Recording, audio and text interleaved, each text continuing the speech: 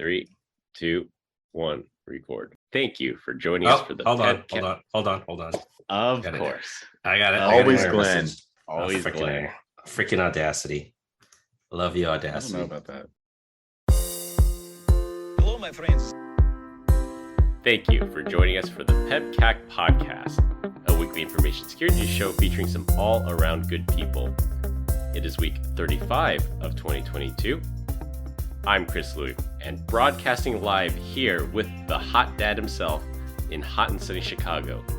Come here for the pizza, stay because you are murdered.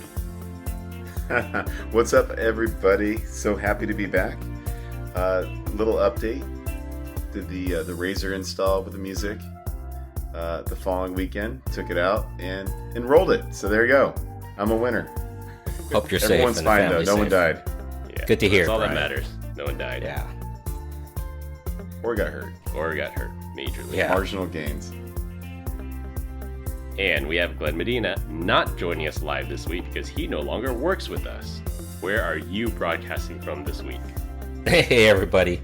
Hey, I'm so jealous because I'm not in Chi-Town with you guys. This is crazy. I tried to head out there, but I couldn't find a reason to do so. So either that, they probably wouldn't let me into the building anyway over there. But happy to be here, guys. And yeah, Brian, you got to take it easy on that thing. You can't do those 25 feet cliff jumps over there. It's funny. As soon as I got home and I walked in with like the cone of shame, my wife's like, "You're back early." I'm like, "Yeah, everyone's okay, but yeah, we rolled it." And she's like, "We're gonna sell this thing." She thinks it's a death trap. Yeah. And that's when you tell her, I need more power and wider tires. Yeah, I think she definitely would have sold it then. Well, it should be pretty safe, right? It's a roll cage, steel cage, and I don't know. helmets, I think seatbelts. I agree, but I think if you had a wider stance on that thing with some bigger, beefier tires, I don't think you would have rolled it. So I'll be honest with you, it is a safe vehicle, but the biggest risk is the passengers in there with you trying to stick their arm out to stop the car from rolling over. Yeah, by Oh, instinct. yeah. Yeah, that's how you break Yeah. arms. Yep. Oh, So you gotta- I know. What straight jackets. There you go. Straight Everyone jackets. asks for a straight jacket That's a when safety riding with me. feature. Either that or tape their hands across their chest when seatbelt them in. Oh my gosh. So you have to give a safety briefing before they get in. If you do roll it, you're not responsible, and leave hands and arms inside the cockpit. Exactly. Make him sign the waiver. I'll definitely do Chris. I don't trust him. He's looking for a reason to get rich. Well, no guest this week. We actually had a no-show today, so just us hosts. Combined, we have decades of information security experience and are here not just to educate, but to entertain. We've got 4 awesome stories for you this week, so sit back, relax, and enjoy the show. Before we get started, I want to give a shout out to Arif.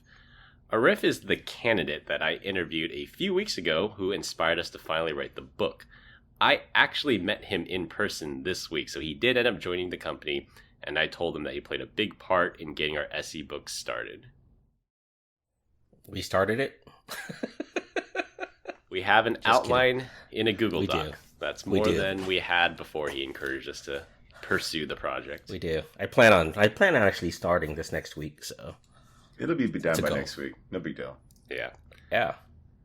Yeah, and I don't know about you, Brian, but a lot of people here we're at our company kickoff this week, which is why Brian and I are together. But a lot of people have been coming up to me and saying that they're listeners and fans of the podcast. So I think a lot of people have recognized me from that. How about you? Has anyone told you Yeah. about the podcast? Definitely a couple of people. I signed a few babies just right on their forehead. They'll probably get it tattooed on, just like Ricky Bobby style. But yeah, it's been pretty cool. All I know is now we have a lot of guests we can line up. Yeah, definitely. And I need to print more stickers. I gave out a whole bunch of stickers. Nice. I thought they only get stickers if they're on the show.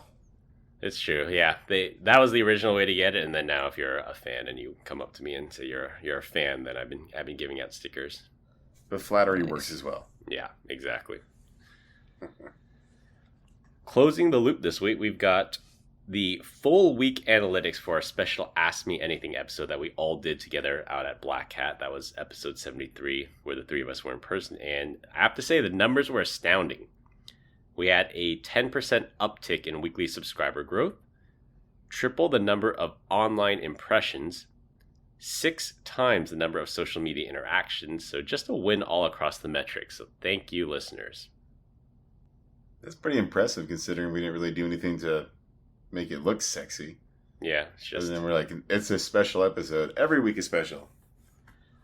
Yeah, I guess So maybe we got some. It just reminds me though, it's like people. was our OPSEC pretty loose on that though, because now people know some secrets about us. It's true. Yeah, I don't think we said anything that should compromise us. I don't believe. I mean, Chris did post a photo, so everyone knows I'm not Asian now. So there's that. Despite your huge online social media presence. One thing I have not mentioned yet is that when we did episode 69 and you guys egged me on to have a certain theme to it, that actually did lead to a 35% drop in weekly listeners. The only thing I could attribute that drop to is that one of the major platforms we're syndicated on, they had to have shadow banned us that week due to the topics. We just got to just put a straight line and follow it from here on out. Yeah, I don't think... Yeah, no more racing Stay tuned topics. for 420 episode. Episode 420. No more racing funny. topics, Chris. What Steve Gibson did on his podcast, when they reached episode 404, they went from 403 to 405. They said, episode 404 not found. Maybe we'll do something similar. Yeah, like 302 redirect. Yeah. I don't know what that means. 418, I'm a teapot. Oh my gosh. For our second Closing the Loop story, Google announced that they saw and successfully mitigated yet another record-breaking DDoS attack over the internet. In just 2 minutes, the DDoS attack escalated from 100,000 requests per second to a record-breaking 46 million requests per second, almost 80% more than the previous record, which was an HTTPS DDoS attack of 26 million requests per second that Cloudflare mitigated back in June, and we reported on the podcast. I figure it's not worth dedicating an entire story to it since we beat that horse to death on DDoS attacks, and the numbers just keep on skyrocketing. To put it into perspective how massive the attack was at its peak, Google says it was the equivalent of getting all the daily requests to Wikipedia in just 10 seconds. No word on who the target customer was. All I hear is people still use Wikipedia. Yeah, and you thought people wouldn't recognize the logo. That's true, actually. If you don't understand that reference, go watch my latest YouTube video. There you go. Link will be in the show notes. I'll give you a free shout out there. Yeah, hype me up, people. Like and subscribe. Smash the like button. Comment if you really felt it's like I changed your life. All right, for our opening topic, I did not want Brian to get away with not telling us his attempted murder story now that we've confirmed the statute of limitations has expired. Other than the mild annoyance of someone else drinking your OJ, why did you find the need to put bleach in the communal orange juice? We need details. So number one, it wasn't communal at all. It happened to be in a communal fridge, but it was my orange juice. And I wasn't trying to kill nobody. I just wanted to sour the taste a little bit. So when Chris went to go get a little sipski, he'd be like, oh, this thing's bad. I'd be like, gotcha. You have to edit that out. Why bleach, though? Why not something else that tastes bad that's not potentially deadly? I'm open for suggestions in case I need to do this again. Soap. Like soap would have made it taste bad. Well, then I can't drink that. Yeah. Well, I guess I can't drink the bleach either. What bleach you can? Thanks, Brian, trolling me here. When you tell someone, go I drink need clean bleach. urine, guys. You have no idea. Do you guys recall any high school kids that would do that? It's like, I gotta go piss on a cup, so I'm gonna drink a bunch of bleach. No, I did not hang out with that crowd in high school. I did not either, but I know they existed. And they thought that they would pass a urine test if they drank bleach. Yeah. My wife tried But it. how much? and she Wait, just hold on. How finally much threw up. bleach? How much bleach? Like a capful, I believe. Capful? Yeah. Cupful? Like, the little blue cap. It's like a shooter. No big deal. Okay. Little shot. Little shot ski. All right, some interesting methods to beat a drug test. I know Mythbusters. I can't remember if it was the drug test one because I know they had something about the poppy seed bagel. So I don't know if they're trying to see if it would trigger a positive or if they were trying to hide it. But I think Mythbusters did something like that. Was it busted or was it I confirmed? don't remember. I'd have to look it up. Way to just lead people to make us listen to To watch that episode. Yeah, as a follow-on to last week's episode, Closing the Loop, Mythbusters actually said it was confirmed. We'll see. So that was it. So you didn't want to hurt them. You just wanted to catch them in the act of stealing your OJ. Yeah, well, I don't think I would caught him, but I think You never caught the you never caught the person like throwing up after drinking bleach-filled orange juice? No. Is that weird? You said the person smelled it or something, wasn't it? That's how they got it. I think that's how they figured it out. Yeah. Yeah. Don't you guys do the smell test on anything you drink? That's not my Just first milk. instinct. Yeah, milk for sure. Just milk. Hey, Milk, that could like fit. back when I would still drink Rockstar, I'd crack that baby open, take a big whiff, and then chug. I don't even know why. In case someone poured bleach in it, apparently. Exactly. Damn factory workers. All right, for our first topic, I had something interesting but not unexpected happen to me last week when I noticed one of my outdoor cameras went offline. If you get as many notifications and alerts as I do, I don't check the notification right away, but a few hours later, and it said it was still offline. So I went outside to go check, and sure enough, my camera was gone, so someone had stole one of my outdoor cameras. This camera is the battery-operated kind that's just mounted magnetically to a mount you screw into the wall. The footage was unavailable by the time I checked, a problem I have since rectified. The camera's location is not in a position where it would have been a crime of opportunity either.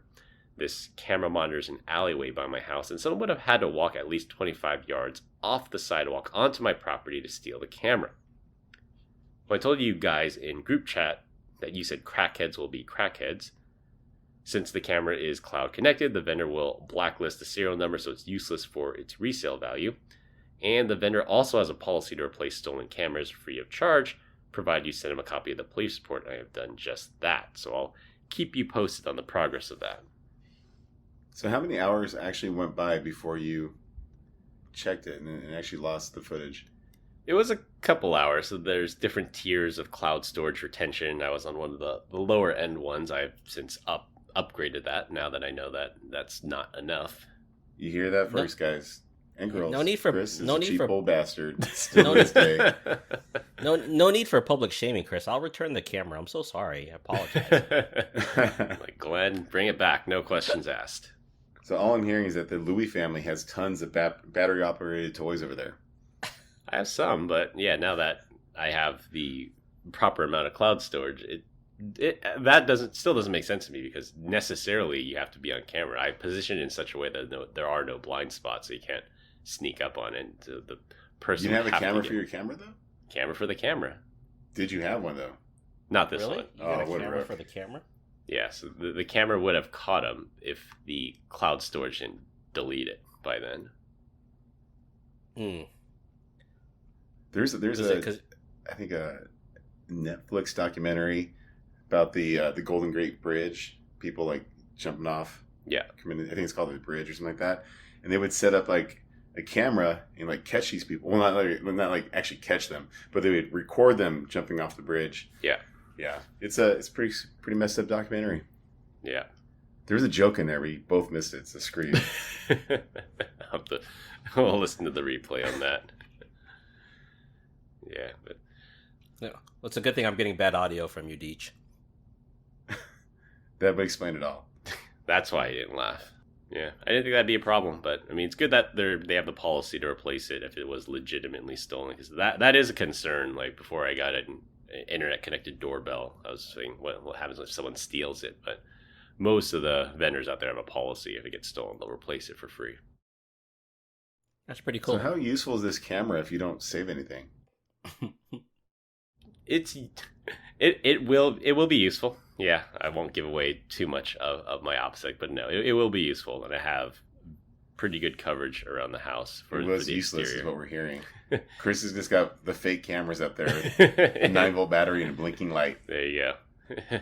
In this instance, yeah, should have checked it earlier. There were reasons why I couldn't get to it in time, but yeah, that has since been rectified. So don't try to break in. I will catch you. My kid. my theory on adding a like a shock sensor on there, so that way if anyone touches it, they get a little bit of a shock. That's not legal or legit. Yeah, I'd probably get sued in California for that. You hurt my robber's feelings. Howie. They do have some anti-theft mounts that like wrap around it and then it gets tied and screwed in under the mount or something. But yeah, I didn't think that would be necessary, but might be something I have to look into. And this one, it is reachable, so someone can walk up to it and take it. Most of the cameras are mounted up high. You need a ladder for it, but this one, I was in a bind. I had to get it up, and I just never took the time to put it in its rightful spot. I bet Say that again. You had to do what with it? You had to get it up. Is that what you said? You had trouble getting it up, yeah. I had to mount it in a higher location. We have like cameras all over the house, and my kids don't seem to understand that the intended use is just for like bad things to happen, right? Like, but no, every time there's a fight, they're like, "Go back to the video, Dad. You're gonna see sister being mean to me." I'm like, "Oh gosh, shut up. That's not what I'm talking about." Wait, hold on. Time out. A lot of these are meant for the outdoors, and what you're saying is you have this recording inside the house. Yeah, Brian? like if you come in the house, you're on camera, baby. You're on camera. Okay. Yeah. Is that concern for the dogs, or is that actually like break-ins, or this is just recording what's going on in the common areas? It is 100% for the dogs when I first did it, and then I went to like the pan tilt zoom, and I was like, well, if anyone ever breaks in, we get a great picture of them stealing all my cool stuff. But it's only on the first floor, so if you're a bad guy, come in through the second floor, or I'm lying, you'll never know. That's where the sentry robots are on the second floor you have to watch out for. And the toilet cam, that thing's weird. Yeah, especially the bedroom cam. The bedroom cam is probably the one that gets everybody. That gets the most action. Yeah. What's funny is I actually put one up in the bedroom when we have people house sitting. I'm like, hey, just if you walk in here, like this thing's going to follow you everywhere that you go. And they walk in and they can see it like tracking them. So it keeps them out. Yeah. Love it. Like, no one sleeps in my bed except for me. And Goldilocks. Sure. I'm a bear. All right, for our second topic, U.S. Main Justice finally learned its lesson and made the case files for high-profile and important cases not available online. They effectively air-gapped the case files by, get this, printing them on paper. The only way to access these sensitive court records is to physically go to the courthouse and pull up the paper records. This method is highly effective as U.S. Main Justice saw successful cyber attacks against its infrastructure, and they know the attackers were intending to access the sensitive case files, but they were unavailable because they only exist in paper form. If anyone out there remembers the first Kingsman movie, Samuel L. Jackson's character Richard Valentine has a line in the movie where he says he loves writing things down with pen and paper because nobody can hack it, and that's still very much the case here. Unless they burn down the building, then everything's gone forever. Yeah. They should have a backup do you of that. think they did 2 copies? Yeah, 2 copies, one at Main Justice and one at an offsite. Maybe they use like Iron Mountain or something. Or like Mar-a-Lago. Yeah. Do you guys remember the days of carbon copy paper? Where Yeah, I remember carbon copy. Is that what they're doing here? Is that in case you need to make copies, you do it through carbon copy, or these are actually digitized copies, not digital, but actually make copies of these things. Copy the copy. Yeah, they could probably photocopy it, but it's just not scanned and stored anywhere because too many hackers getting in and access to these case files. So I only hear 2 things. One, hackers are not going to hack the printer, dump the memory, get a copy. And then 2, the Dunlop Mifflin sales team is static because they've been selling them paper all this time. Yeah, it's good time to be in the paper business. But who knew? That's all it took to make an error. It's like you don't need to bolster your cyber defenses. You just have to go back to the medieval ages and just have everything written down. Sure, that's like telling me you got to start using checks now too. Like, how many people still use checks? I had to do a passport renewal, had to write a check. Yeah. Or maybe like just bust out a scroll. Yeah, that'd be kind of cool. Stone and chisel and hammer. Control F doesn't work on paper documents. Yeah, that was the other thing I was thinking of, that Yeah, it's not OCR, so if you have to search this thing, like you have to read like every single page of it. That's got to be a pain. Table of contents. Old school. Returning back to the old school ways for sensitive cases. Pretty Was there a crazy. particular case that they had to do this for? They did. I don't think they outlined specifically which one it was. They just said it was some high profile case that would gather, foreign interest. I'm guessing it's related to spying or foreign hackers. Those would be my guesses. Maybe to try to find the confidential informants or the identities of the leakers, something like that. And your guess is as good as mine. Yeah. Maybe it's like the KFC recipe. Could be. That's locked in 2 separate vaults in 2 separate states, I believe. Is it printed or is it a digital copy? I think it's printed. It's in a vault. They hire 2 companies. One company processes half the spices. The other company processes the other half. So no single company knows the entire recipe, and then they combine the 2 halves. How like effed up would it be if it was just like a photocopy, literally cut in half of a Betty Crocker recipe? Yeah, no one's cracked that code yet of the KFC secret spices. But do you think it's really that great? I mean, I like chicken, but KFC is not the first place I'd go to. Sorry, KFC. You guys? I'm a Popeyes guy for not Popeyes. I'm a Chick-fil-A guy for chicken sandwich. Love that Chick-fil-A. I can't remember the last time I had KFC. Yeah, I'm a big Popeyes or last Church's night? Chicken. Do you guys know Church's Chicken? Have you guys heard of them? Yeah, Church's Yeah, is good. Church's. We have churches Yeah. out here. Yeah, good old chicken talk. All right, for our third topic, our data breach story of the week. I do not like it when companies get hacked and innocent people get their data exposed, but I just have to laugh at Mexico's second largest bank, Grupo Financiero Banorte, just had to poke the sleeping bear. In a truly, what? F me, F you situation, an administrator on the underground crime forum breached, advertised a data dump of 10 million customers of the bank, and was taking offers for the data as a broker. The bank responded by having their legal department send the breached admin a cease and desist letter, stating their claims of the data breach were false and damaged the reputation of the bank. They even filed a DMCA takedown notice to force the admin to take down the post. If it's one thing these underground hacker forums are known for, it's obeying these legal notices. The database includes full names, addresses, phone numbers, Mexican tax IDs, email addresses, and even account balances. This would be a fisher's or identity thief's treasure trove of information. Banorte had the opening salvo, but the breach admin responded by buying the data dump itself, so he was acting as a broker, but now he actually bought it himself, and no longer financially motivated. In an act of pure revenge, the details were made available for free for anyone online, making things much worse for the bank. This will go down as a case study for what not to do in a response to a data breach. All I know is the cartel runs everything in Mexico, so I have no comments here, guys. They're probably the ones that breached the bank and stole the data. You think so? Maybe. Well, in that case, bravo, guys. Keep it up. Good job. Yeah, you're the one that's on that cartel TikTok. It's a real thing. Yeah. Do you touch this, Brian? Is that why you're not touching this? Is because concerns for cartel action here against you? That's too funny. I'm pretty close to you guys. You know, at least you're NorCal. I'm in Arizona. Like, it's a couple hour drive. Yeah, he's a lot closer to the border than we are. I guess so. But all I'm saying is bring a lunch and a flashlight. You wake up and be dark outside. You'd be hungry. You know, I didn't think about it that way. It's kind of funny, Brian, because I didn't think about it that way. But now that you mention it, it's like, that's an interesting angle.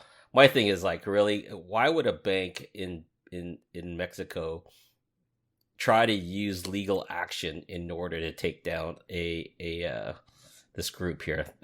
Apparently, they don't realize that this is not a group that would abide by legal action to begin with. Just like you said, Chris. Yeah, it's an underground hacker form. You expect them to obey this DMCA takedown notice. Yeah, I don't see how that's a good idea, to be honest with you. And not only that, they just made him mad, and he leaked the data for free. So now there's 10 million customer records out there, and yeah, but the bank's having a bad day. This must be like the youngest. Not to flex too hard, but like when I got those violation notices, I just threw them in the garbage can. Yeah, like, F you guys. Yeah, they download whatever I want. They can't prove it. This CISO's like straight out of college or something, like this legal group straight out of college saying they've got to do the right thing, but still learning and haven't licked their chops yet from battles lost. Nope. So what's the recourse? Like all their customers is going to freak out? Pretty much. Everyone gets a new social security number? Yeah. Or Mexican identification number, whatever it's called. Yeah, it's sort of like the Equifax breach. It's like the data's out there now. It's out in the ether. There's no putting the genie back in the bottle. These 10 million citizens have their data permanently exposed online now. Have you checked to see if you were in Equifax? I don't know if... I think, well, based on the number of records lost, statistically, yeah, we were all in it. Yeah. I don't know if there's a way to check it, because they never found the data, right?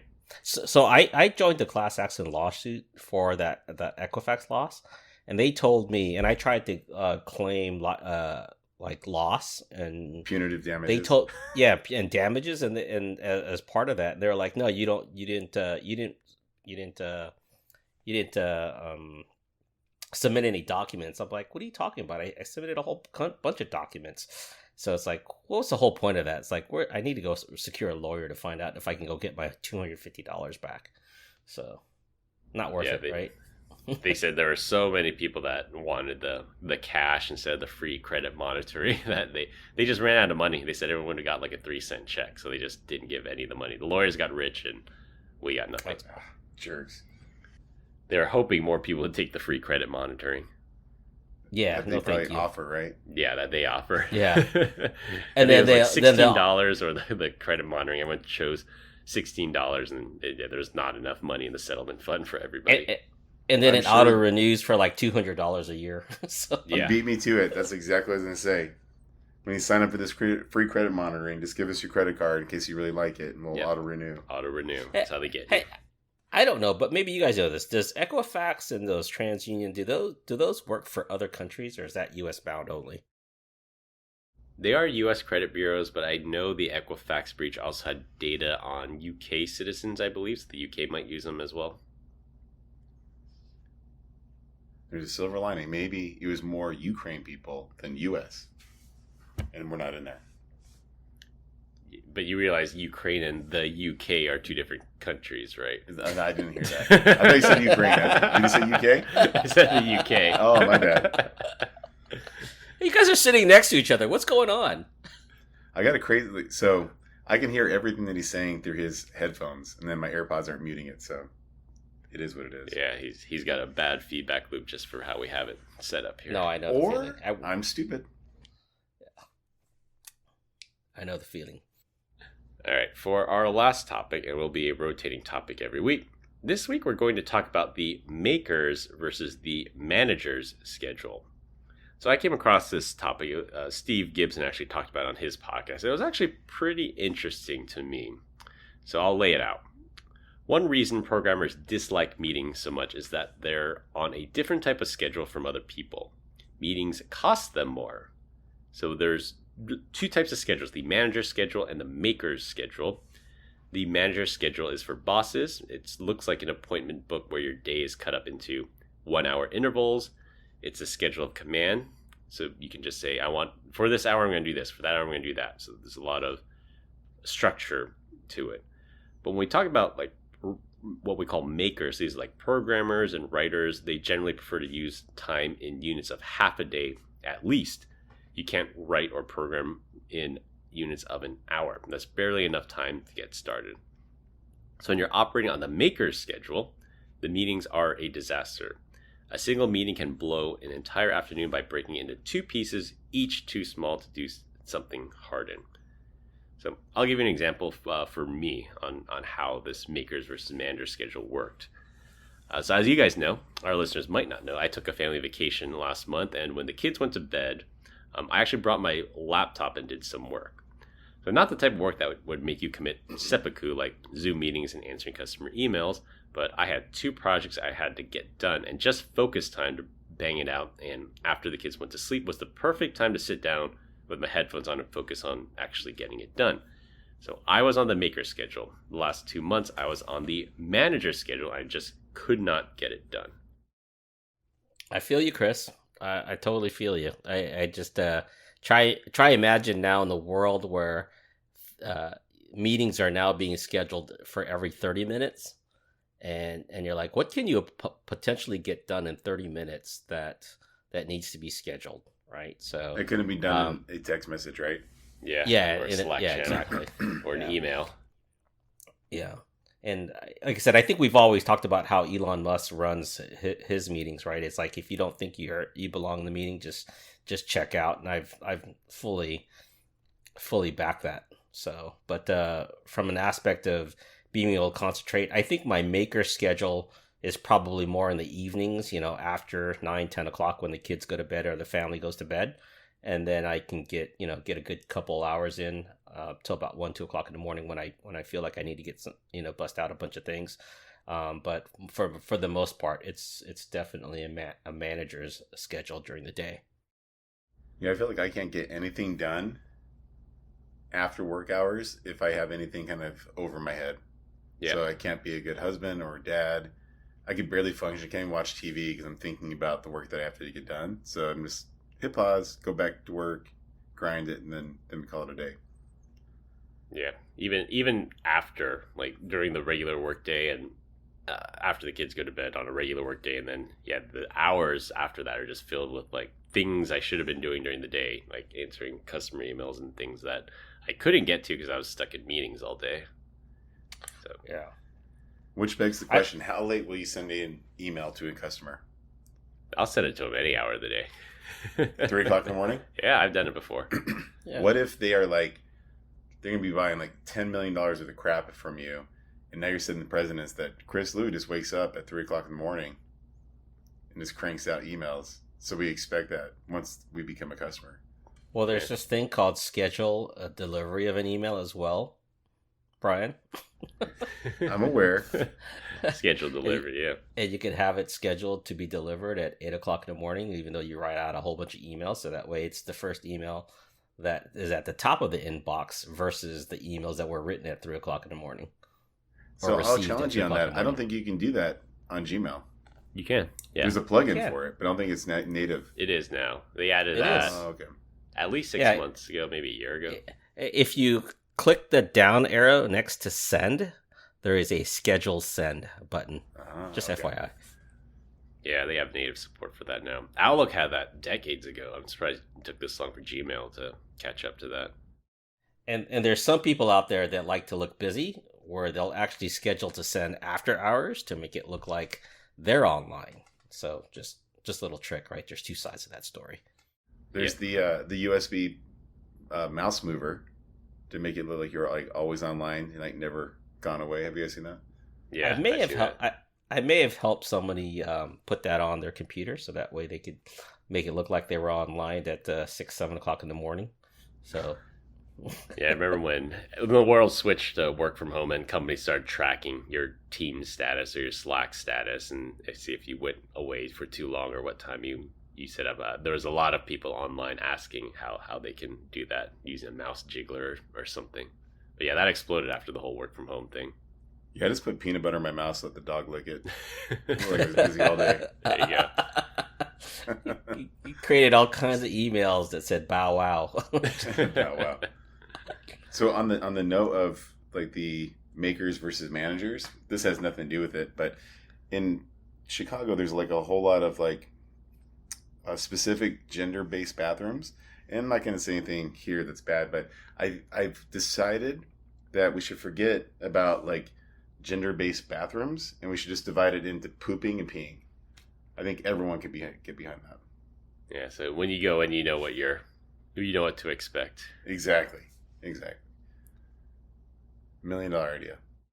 I just don't get rid of my urinals because I don't want to sit down. So You don't I don't sit care down if there's a in your lady urinal? next to me. Well, if you make them, the all gender, then I see nothing but toilets. But I like my urinals, so much so I'm still thinking about having one installed in my garage. There's flaws in my system of thinking here. You're gonna have to refine this $1 million idea. I'm with you. I think urinals should be in every bathroom in my house. Even the kids' Right. bathroom, I don't even use. I just need it just in case. What about The like, garage. The kids' How about the closets? garage? The garage Where is a all the great closets. place. You said every room in the house. So Well, I'm saying, every bathroom of the house. You're right. Urinal is a service. UAAS. Yeah. Do you guys remember the Ferguson? The Ferguson. What Nah, is I don't that? think so. What is that? That was Al Bundy's like dream toilet. You could like Oh, flush right, like yeah. 16 golf balls at once as a unit Oh, of man. measurement of how ferocious it was. That's Yeah. too funny. So you got to So- build it. Hey, speaking of urinals, are you guys into the whole bidet thing? My wife's been bugging me about that, and I'm still like, no. I think we talked I- about it on one of the episodes. Like Did I've we? never tried it. Yeah, I when we remodeled the bathroom, we put a plug near the toilet so that it would be possible in the future. But I've Uh-huh. never experienced it or have any desire to go that way right now. Yeah, my wife's all in this kick about, the Costco toilet shortage or toilet paper shortage, and she's like, "We got to get a bidet," and I'm like, "Okay," so we Wasn't bought that 2 one, years and I ago? turned around and returned it. Yeah, that definitely. was. And she still bugs me every month to get one put in. So I'd be game for it like right now, but I don't want to spray like the cold water up my sphincter. I'm with Chris. I need to have an outlet right there. Yeah, And when I was in Hawaii, they had one. This thing was Uh-huh. amazing. Like, not only was it nice, lukewarm water, but it had a massaging feature. Don't ask why. And then it would blow dry. It was amazing. They had a blow dryer. My All gosh. in one. Yeah, you were just Yeah. done. You hit that. It's all little whirring sound.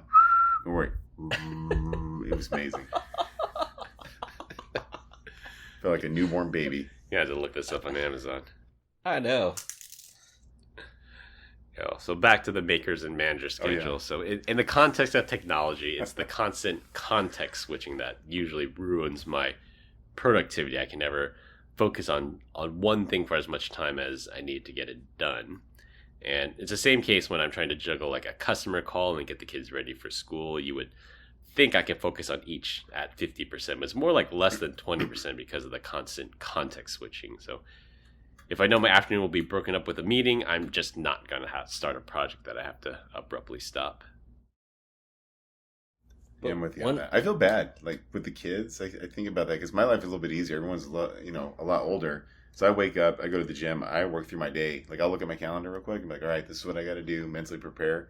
But young little ones. Yeah, good- it was good luck. awful. Like during the pandemic when we had them both home, and it was. I look back and I don't know how we got through it, but yeah, 2 parents working from home full time, 2 kids at home, youngish. Yeah, we just had to fill it with activities and. I tried to pay attention to when you said family time, when you put those little blocks in your schedule, Chris, in order to take care of things. Because I knew you and your wife were both working from home, and that's got to be crazy.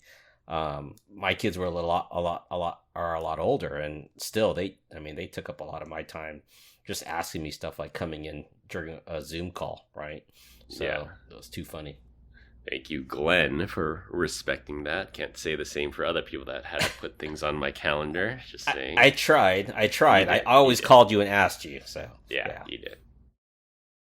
Well, we continue to get great comments about our dad joke of the week. Dad joke of the week. Since our guest dropped out and I didn't prepare my co-host, I will pull one from my archive, Your repertoire? my repertoire, Are you going to read this or just going to right from the dome? right from the dome. So Alright. I should we start actually, laughing right now? Wah wah wah. I'm just kidding. So the theme of our get together, our company wide get together, is unlocked. Unlock your potential, unlock your superpower. So when I had to present to all the SEs here and the technical folks, I said my superpower is dad jokes on demand. So that there's very high expectations of that. So this is one of my dad jokes on demand. Pause. If I've heard this already, you're done. It's not on demand. So this better be unique. I'm pretty sure it'll be unique. All right. I'm All crossing my right, let's fingers. go. All right. Dear Diary. What do you call Batman that refuses to go to church? Christian Bale. I get it. Oh, that's a good one. Yeah. like that All one. right, Chris. There good you job. go. See? I my did not hear that one. my reputation is intact. I was sweating bullets for you, brother. That's it. A lot of pressure. Good job, Chris. Thank you. All right, to wrap things up, thank you to our listeners for making the AMA episode the best one yet. Google mitigated another record-breaking DDoS attack. Don't drink Brian's orange juice. Outdoor cameras are vulnerable to theft. U.S. Main Justice switched back to paper records to prevent hacking. Don't threaten a hacker unless you want your data dumped. And have a chat with your manager about the maker versus manager schedule. That's all I have for this week. We hope you enjoyed this week's episode. You can find us all on LinkedIn. Links will be in the description. Follow us on Instagram at PEBCAK Podcast. Thank you to all our listeners and subscribers who rated us 5 stars in the iTunes Store and Spotify and left us a review. We appreciate you all spreading the word to help grow the show.